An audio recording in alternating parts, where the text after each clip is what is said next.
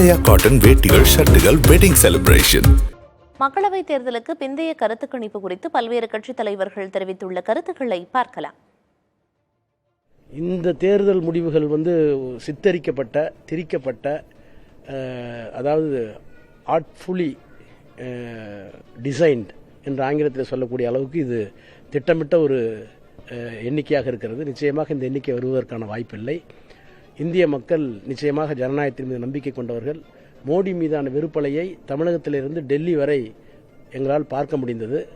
எனவே ஜனநாயகம் வெல்லும் என்கிற நம்பிக்கை இன்னமும் எங்களுக்கு இருக்கிறது.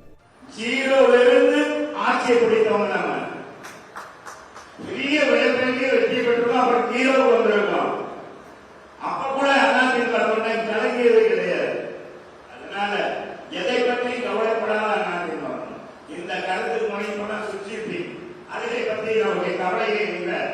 அதனால ஈடுகொண்டு செல்லுங்கள், வெற்றியோடு வாருங்கள்.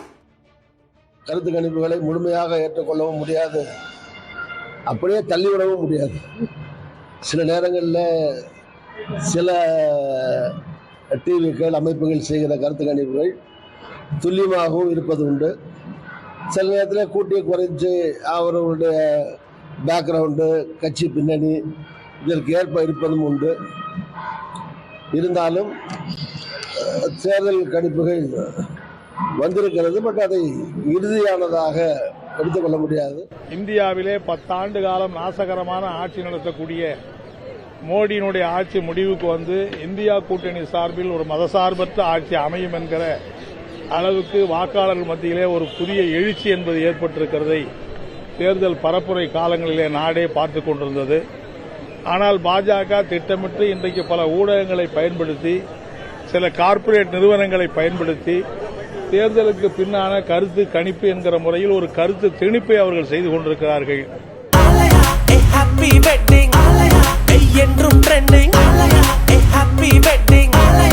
ஆலயா காட்டன் வேட்டிகள் ஷர்ட்டுகள் வெட்டிங் செலிப்ரேஷன்.